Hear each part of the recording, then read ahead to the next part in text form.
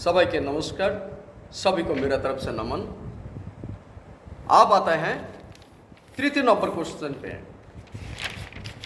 एक चला गया, दो कंप्लीट हो गया, पुरोहित और पौराणिक धर्मीय नीति ब्राह्मणवाद। अब 3 नंबर जो नीति है उसका बाद आया मुगल नीति। उसका बाद आया मुगल नीति। ये आया क्योंकि हमारा देश में बारंबार अटैक क्यों हुआ, पहले ये सोचना पड़ेगा। जहाँ हमारा इस भारत में सबसे ज़्यादा बहिरे शत्रु को आगमन हुआ और ज़्यादा से ज़्यादा अटैक किया, क्यों? क्योंकि भारत एक ऐसा देश है, इस जगह में जो वातावरण, परिवेश और परिस्थिति हैं वो अनुकूल है। क्यों? इसी जगह में 6 का 6 ऋतु देखने को मिलता है, ग्रीष्म, वर्षा, शरद, हेमंत, शीत और बसंत। इस धरती का और दूसरी कोई जगह में ऐसा प्रकृति जो नेचुरल पद्धति ये नहीं मिलेगा। और इस भारत में अब डेजर्ट भी मिलेगा, बर्फ का देश भी मिलेगा, गर्म का देश भी मिलेगा, नातिशीतोष्ण अंचल भी मिलेगा। मतलब हर किस्म का, हर धरती का हर एक देशों का जो भौगोलिक वातावरण इस भारत देश में है, जिसके कारण भगवान कई बार जन्म लिया है इस धरती में, इस भारत भूमि में। और भगवान जहां पे आते हैं उसी जगह ही स्वर्ग राज्य होता है। और उसी जगह में सभ्यता पहला आया था। भगवान शिव जी पहले आया था इस भारत भूमि में। और जहाँ पे भगवान होंगे और धरती का कोई भी जगह में कोई भी पशु अगर रहेगा तो भगवान को जो आकर्षण है तो खिंच के आ जाएगा ना। क्योंकि उनका जो गुण, उनका जो दैवी शक्ति है, उस दैवी शक्ति, उनका जो ज्योति है, उस ज्योति को ओर सब जीव कीट पोका माकर आने लगेगा। आप रात का अंधेरा में जो पॉजिटिविटी है वो आने लगेगा, है ना। तो ऐसा ही जब भगवान सदाशिव आया था तब पशु मानव में तब्दील किया। इसीलिए शिव जी का दूसरा नाम है पशुपति। उनको देव महादेव भी कहा जाता है। तो पूजा अगर करना है तो उनका करो, और उनको करने से एक ही रास्ता है, वो अंतर का अंदर घुसो। क्योंकि उन्होंने ही दिखाया पद्मा आसन में बैठ के कैसा करके अंतर्मुखी होना पड़ता है। उन्होंने दिखाया जो कैसा करके अंतर्मुखी होना पड़ते हैं। एक एक नियम पद्धति दी है, और वो है आज आनंद मार्ग मिशन में वही पद्धति, सेम एक ही पद्धति। तो आज जब उस पशु मानव को मानव बनाया, जब उनका पर्सनल कुछ शिष्य बना आध्यात्मिक, तो वो सिद्ध होके जब भगवान का नियम पालन करके जब सिद्ध हो गया, तब क्या किया भगवान उन लोगों को इस धरती का हर एक जगह में भेज दिया। जो चाहो जाके, और जो जगह में, उस जगह में जो इंसान का रूप लिए हैं या कोई भी, तो भगवान पहले इस जगह में सभ्यता बनाया। जो इंसान का अंदर कपड़ा ड्रेस पहनना पड़ेगा, फिर गाना, नाचना, आयुर्वेदिक सब कुछ दिया था, ज्ञान विज्ञान सब कुछ दिया था। फिर उनका जो पर्सनल चेला है उनको सबको सिखा के एक एक जगह में भेज दिया गया। जो तो पहला ज्ञान का जो वर्तिका वो कहाँ चला था? ज्ञान का वर्तिका चला था इस भारत भूमि में। ज्ञान का जो वर्तिका वो उद्भाषित हुआ था इस भारत भूमि में। तो उस ज्ञान को लेकर चला गया एक एक ऋषि महर्षि। जाने का बाद उस जगह में जाके नया नया सभ्यता तैयार करने लगा। अभी उस ऋषि का जो वंशज धीरे धीरे आने लगा, तो उस पहला जो नीति था उस नीति का अंदर बदलाव आने लगा, और बदलाव होते होते होते होते एक एक कल्चर का तैयार हुआ उसी एरिया में। क्योंकि मांस हमारा आध्यात्मिक हर किताब में, हर पुस्तक में लिखा हुआ है जे शुद्ध शाकाहारी भोजन करना चाहिए। लेकिन जो देश बर्फ का देश है उस देशों में तो फसल ज़्यादा उगता नहीं है, तो उस जगह में हर एक एक इंसान निर्भर होता है हर जीव जंतु का मांस का ऊपर, क्योंकि उन लोगों का जो प्रधान खाना है वो है मांस। अच्छा चलिए, ये तो बर्फ का एरिया गया। अभी दूसरा आता है डेजर्ट, मरुभूमि या सूखा जमीन पे। तो उस जगह में कोई सब्जी फसल अगर नहीं हो तो उस जगह में भी पालन करने के लिए पशु को ज़्यादातर पालन करना पड़ता था। तो उस जगह का जो खाना है, मेन खाना है, वो भी उस पशु ही है, पशु का मांस है ना, मांस या नदी का मछली, ये खाना। तो ये सब एक एक जगह में एक एक तरीका का खाना भोजन होता है ना। जैसा मानिए आपका चाइनीज देश, चीन देश, ये पर्वतों का इलाका है, पहाड़ी इलाका। तो इस पहाड़ी इलाका में सब्जी का, चावल का विभिन्न ये जायगा थोड़ा थोड़ा कम, मतलब समतल भूमि रहता है, लेकिन आबादी ज़्यादा होने का कारण उसको भूख भी तो निभाना पड़ेगा ना। तो उस पहाड़ में जो भी कीट मकड़ा पतंग जो भी हैं, तो उन लोगों को आदत बन गया वो खाते खाते। तो आज उन देशों का खाना वही है ना। अब हर देशों का लोग, लेकिन उनको मालूम था जो उनका पूर्वज एक भारत नाम पे देश से आया था। तो हर एक एक बंदा खोज करते करते ढूंढते ये भारत में आते थे। और आने के बाद इसका भौगोलिक परिवेश में जब आ जाते थे तब खुश हो जाते थे। क्यों ना, इस जगह में हर किस्म का ऋतु है, ठंडी है, गर्मी है, सब कुछ है।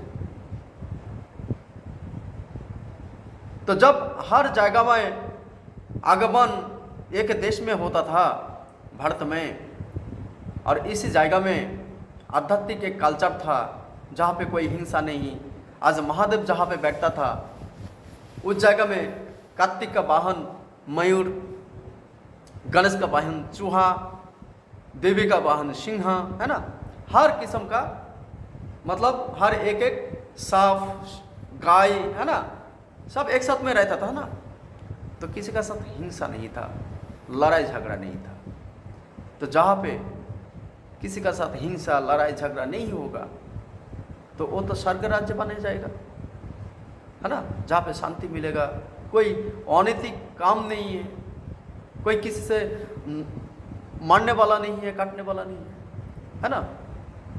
तो इसीलिए भारत का एक जगह भूस्वर्ग कहा जाता था। अभी भी कहते हैं जम्मू कश्मीर को भूस्वर्ग।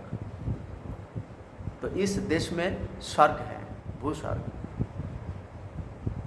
समझ गया ना? इस भारत में आप भौगोलिक परिवेश में ये मिला के आप देखिएगा, तो इसको कहते हैं भूस्वर्ग, दूसरा देश को नहीं कहा, है ना? अच्छा, ये जो भूस्वर्ग,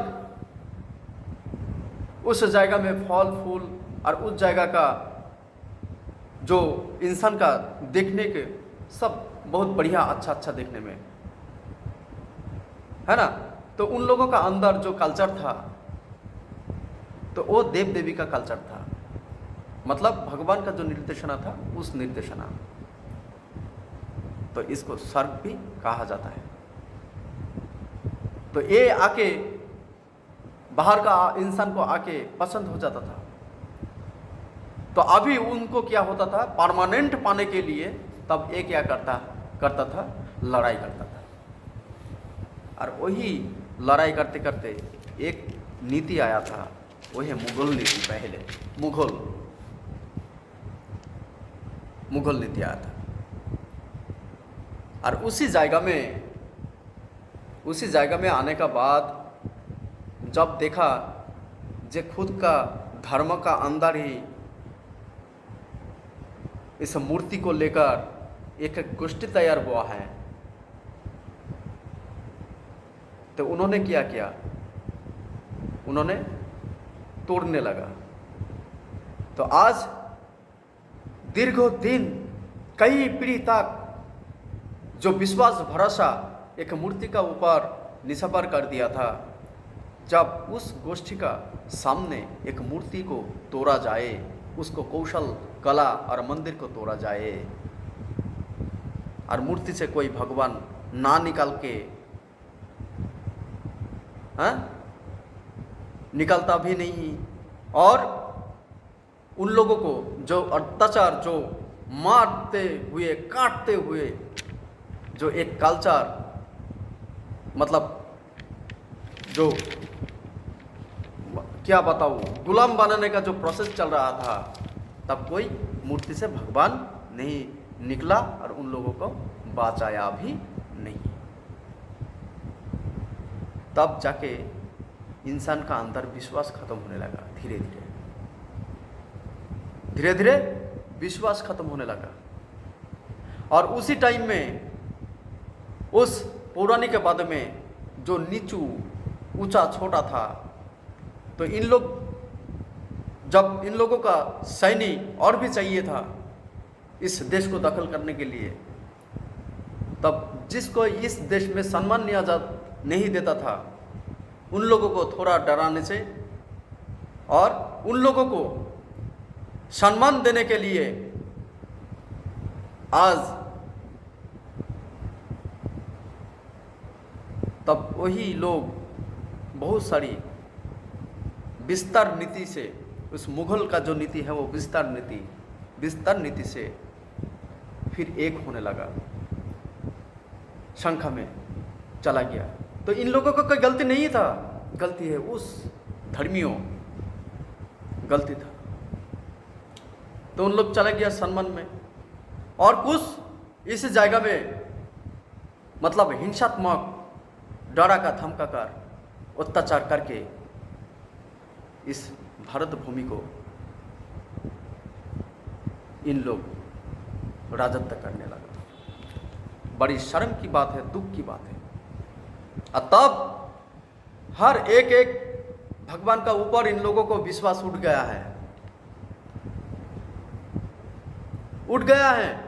क्योंकि गलत रास्ता दिखाया इन लोग। फिर तब भी जाके कुछ इंसान मानने लगा, उस मूर्ति का नाम पे चलने लगा। ठीक है, चलते चलते फिर इस नीति गया, फिर जाके दूसरा नीति आया, वो है ब्रिटिश नीति।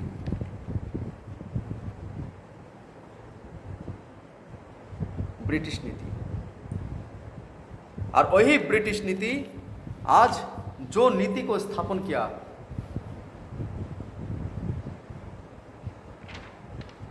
वही है विदेशी नीति।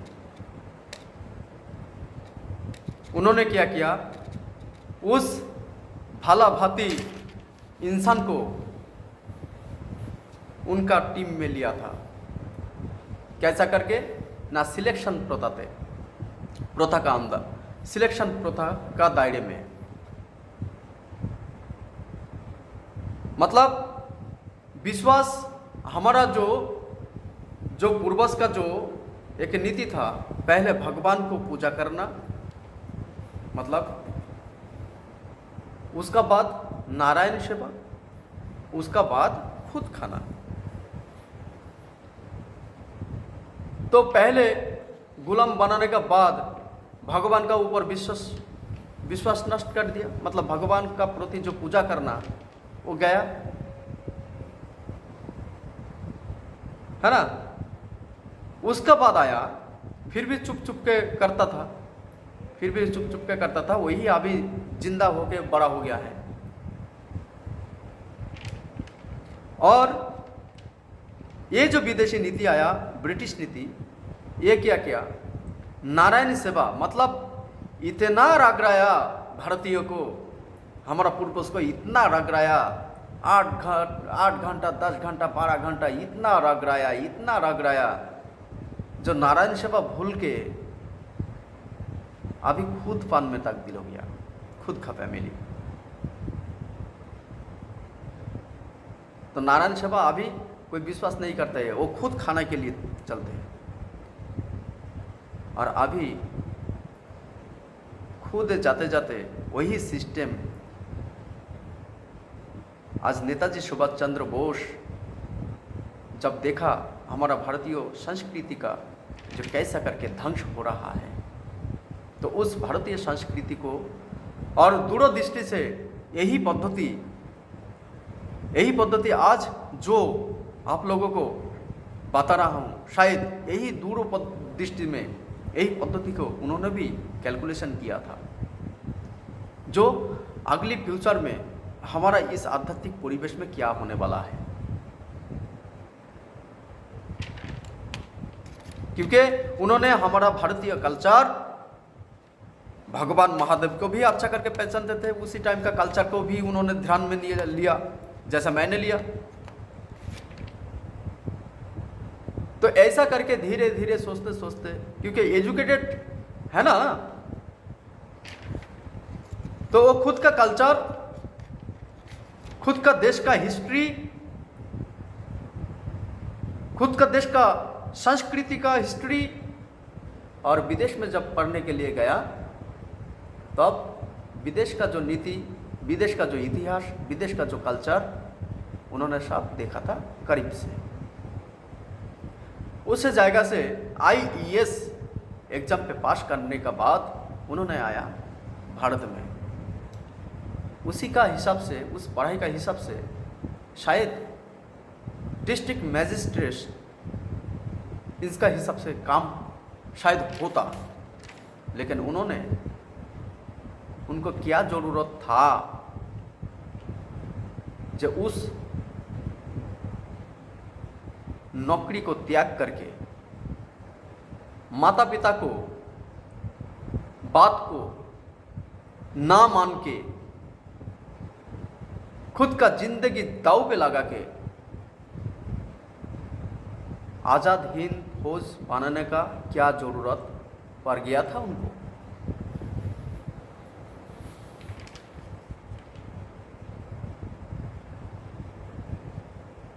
क्यों? क्योंकि आज का जो परिस्थिति देख रहे हैं, जो कल्चर चल रहा है, इस कल्चर को उन्होंने रोकने चाहा, लेकिन फिर भी विदेशी लोगों को तो भगाया, लेकिन उस विदेशी लोगों का फेंका हुआ जो सिस्टम वो अभी भी चल रहा है, और उसी सिस्टम को हमारे ही भारतीय भाई ब्रदर उसी सिस्टम को और भी मजबूत करके वही हमारा ऊपर से ही चला रहा है, रूलर जैसा रोड है ना, वो जाति का मालूम है, जो जाति, वो एक आदमी घुमाता है, नीचे एक पट्टा रहता है, ऊपर में एक पट्टा, और मिडिल में डाल देते हैं और ऐसा करके घुमाता है। तो हमारा देशियों भाई अभी उसी नीति का हिसाब से उस नीति को हम लोगों का ऊपर ही ऐसा रगड़ रहा है। तो एक इनको अच्छा लगता है, आप ही बताइए। और आज जो आप लोग खाना खा रहे हैं, पिज़्ज़ा, बर्गर, चाउमीन, ये सब बाहर का, इसका मतलब क्या है? जो हमारा भारतीय जो संस्कृति, उसको तोड़ फोड़ के पीछे कर दिया, एक कोना पे कर दिया, एक कन्नर पे उसका अस्तित्व। और राज चल रहा है किसका? ना ये पौराणिक धर्मीय नीति ब्राह्मणवाद, इसका रमरमा चल रहा है। उसी जगह में इंसान जाके मतलब थोड़ा सा चमत्कार कर दिया तो इंसान उसी का पीछे भाग रहा है। लेकिन एक बात याद रखिए, चमत्कार कोई दिखाने से वो आपको मोक्ष मुक्ति नहीं देने वाला है, आपको कर्म को ठीक नहीं करने वाला है। लेकिन आप अगर खुद का अंदर से जो सही बुरा जानने का और खुद को परिष्कार करने का जब आपको फॉर्मूला आ जाएगा, तब आप ही का अंदर ही उस चमत्कार होते रहेगा, एक एक करके आपका ज़िंदगी में और आपका फैमिली में। तो आप चमत्कार का पीछे भागेंगे या खुद का अंदर उस चमत्कार को जगाएंगे, ये आप ही का ऊपर निर्भर है। और इस नीति और आज विदेशी जो नीति, ये दोनों मिला के हमारा जो आदि भारतीय संस्कृति उसको ध्वंस करके रख दिए हैं। लेकिन फिर भी इसी टाइम में श्री श्री आनंद मूर्ति जी ने आके उसी ब्रह्म विद्या को फिर से दिए हैं। और उस मिशन का प्रचारक संघ का एक प्रचारक हूँ। मेरा नाम आचार्य भास्कर ब्रह्मचारी। तो एक का पीछे भागिए, एक का पाप पकड़ाइए कदम को, तो देखिए आपका जिंदगी में खुशी आएगा। क्यों ना 33 का देवदेवी, तो 33 किस्म का फूल लगेगा, 33 किस्म का अलग अलग चीज लगेगा, तो आपका दिमाग भी भटक जाएगा अलग अलग किस्म में। लेकिन जब आप अलग अलग किस्म में, जब आपका चिंतन अलग अलग होगा, बहुत सारी चिंतन होगा, तब आप अशांत, आपका शरीर में अशांति आएगा, आपका दिमाग में अशांति आने लगेगा, शांति नहीं आने लगेगा। लेकिन जब एक चिंतन होगा, तब आपका शरीर में शांति का वातावरण और उस भगवान का कृपा वर्षा होने लगेगा, जो आपको जिंदगी को शांत बना देगा। और आज वर्तमान जो नीति ज़्यादा चल रहा है, वो हर एक एक इंसान का मस्तिष्क में है नौकरी, और इस नौकरी का पीछे मम्मी पापा कई लाखों लाखों रुपया खर्च करके एक लड़का को तैयार कर रहा है। लाखों लाखों रुपया तैयार करने का बाद, मानिए कोई इंजीनियर वो आज 5, 7, 10 हज़ार रुपया में काम कर रहा है, लाखों लाखों रुपया खर्च करने का बाद, क्योंकि जॉब नहीं है। इतना जॉब कहाँ से देंगे? और जॉब देने से तो पैसा लगेगा ना, पैसा तो लगेगा ना। पैसा कहाँ से लेंगे? आम जनता से। लेकिन आम जनता का अंदर कितना पैसा है? मानिए एक शादी में, एक कोई अनुष्ठान या शादी घर पे आप गए हैं, कुछ दिन का मेहमान हो गए, है ना। तो मानिए आप सब गए हैं, तो आपके लिए खाना पका हुआ है, एक बर्तन भर भर के, एक मतलब भर भर के बना हुआ है। मतलब मानिए, हाँ मानिए एक ही बर्तन, बड़ा सा एक बर्तन खाना भरा हुआ है।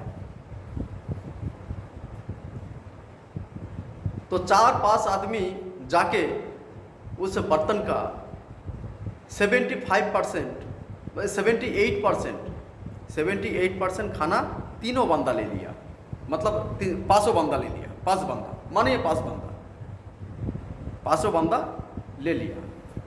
आप लोग 100 आदमी हैं और उस जो खाने का जो बर्तन है वो मानिए 100% भरा हुआ है। तो उस 78% खाना वो 5 बंदा ले लिया और बाकी पड़ा हुआ है 28% खाना। कितना लोगों के लिए? 95% लोगों के लिए है। तो ये बताइए, ये सही हो रहा है या बुरा हो रहा है?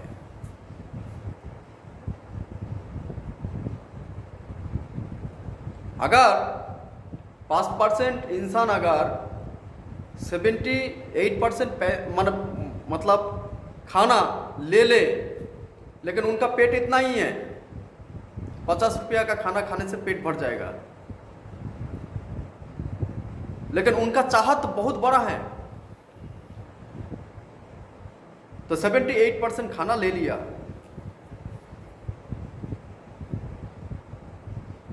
क्या ये न्याय्य है या अन्याय्य है?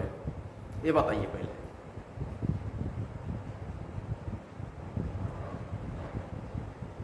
शायद अन्याय्य होगा।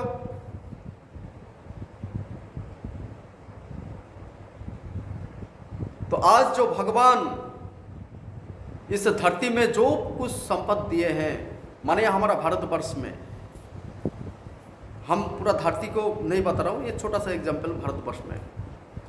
तो भारतवर्ष में कोयला में लेकर जो भी चीज़ दिया हुआ है, तो भारतवर्ष में जितना जनगण है, जितना इंसान है, तो भगवान दिए है ना, तो सबको पाना चाहिए। अगर सबको पाना चाहिए क्या नहीं? लेकिन अगर कुछ ही इंसान अगर 78% ले ले और 28% अगर छोड़ दे, तो 95% इंसान 28% का अंदर क्या चल पाएगा?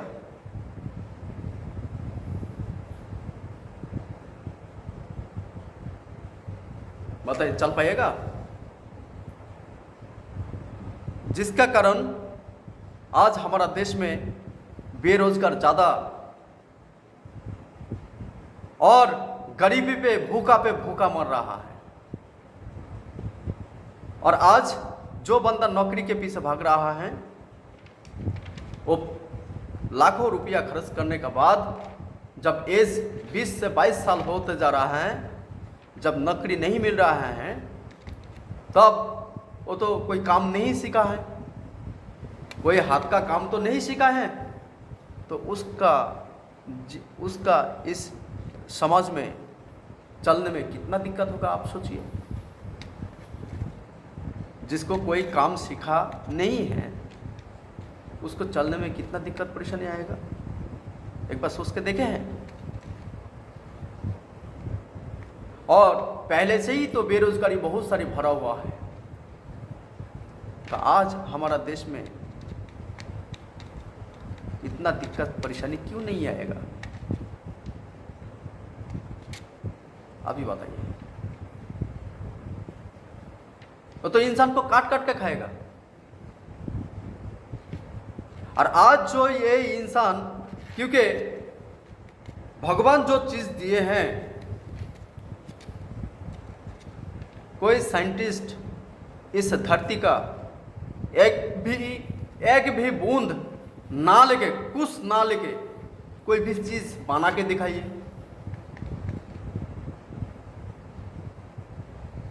आज इस धरती का कोई भी साइंटिस्ट इस धरती का कोई भी सामान ना लेके कोई चीज बना के दिखाइए।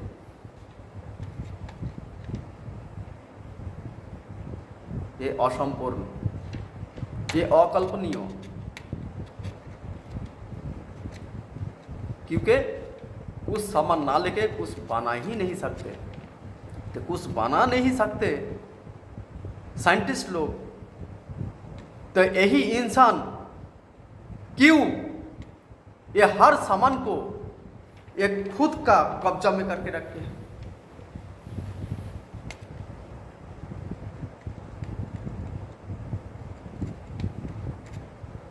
क्या भगवान का पास इसका जिम्मेवारी, इसको जवाब देना पड़ेगा कि नहीं? एक इंसान को 50 रुपये 100 रुपया खाने से पेट भर जाते हैं, तो करोड़ों करोड़ इंसान कष्ट में हैं और कुछ ही इंसान आयुष्य आराम जिंदगी में गुजार रहा है। ये तो सही बात नहीं है। अगर इन लोग सही हैं तो नेताजी जिस कारण में इन लोगों को भगाया था, तो नेताजी झूठा पड़ जाएगा अगर इन लोग सही है तो आप लोगों के पास एक ही मेरा प्रश्न है, क्या नेताजी सही है ना इन लोग सही है? आप ही बताइए।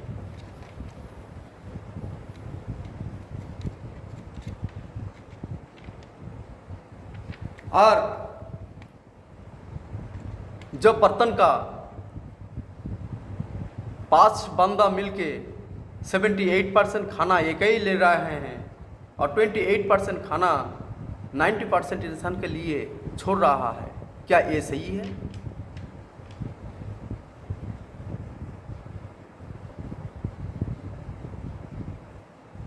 आप ही बताइए।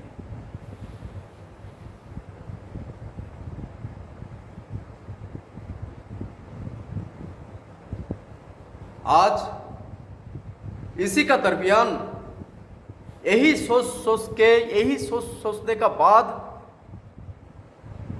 मैं भी चाहा जो इस देश के लिए कुछ नया करूं।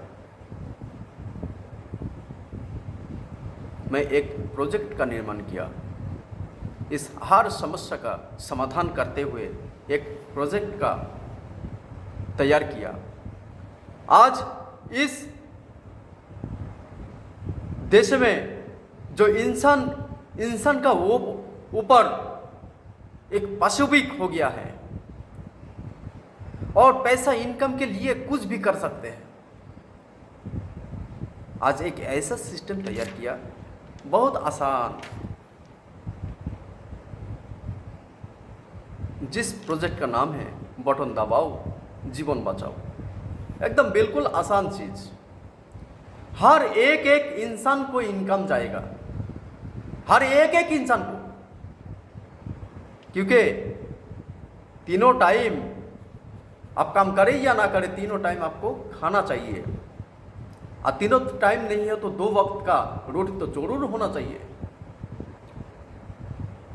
लेकिन जितना भी आज मशीन्स AI सिस्टम निकाले, जितना भी इंसान का काम नहीं हो, कोई दिक्कत नहीं, लेकिन गारंटी महीने में इनकम मिलेगा।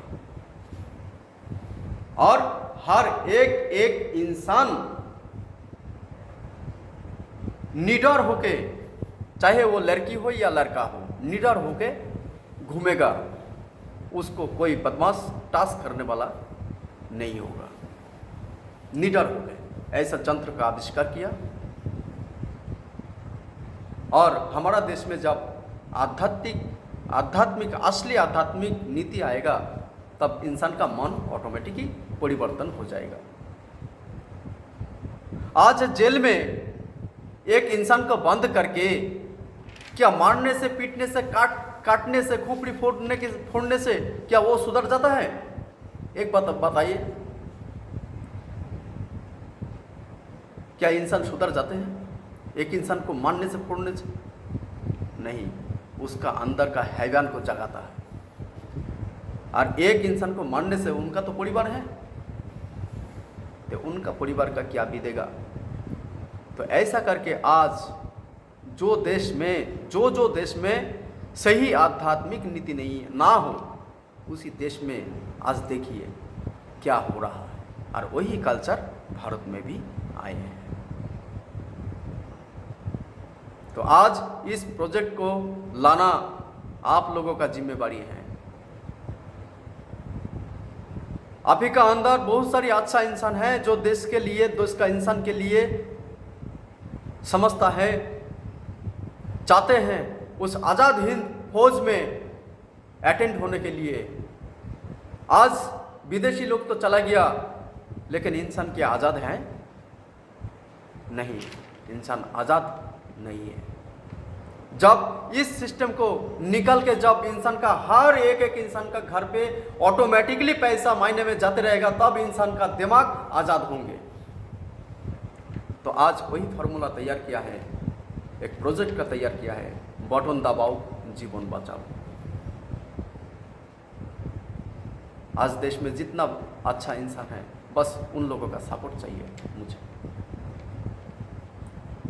चलिए अगले भाग में मैं इस प्रोजेक्ट के बारे में बताऊंगा, कहाँ से शुरुआत हुआ था, इसके बारे में हम बताएंगे। परमपिता बाबा की जय।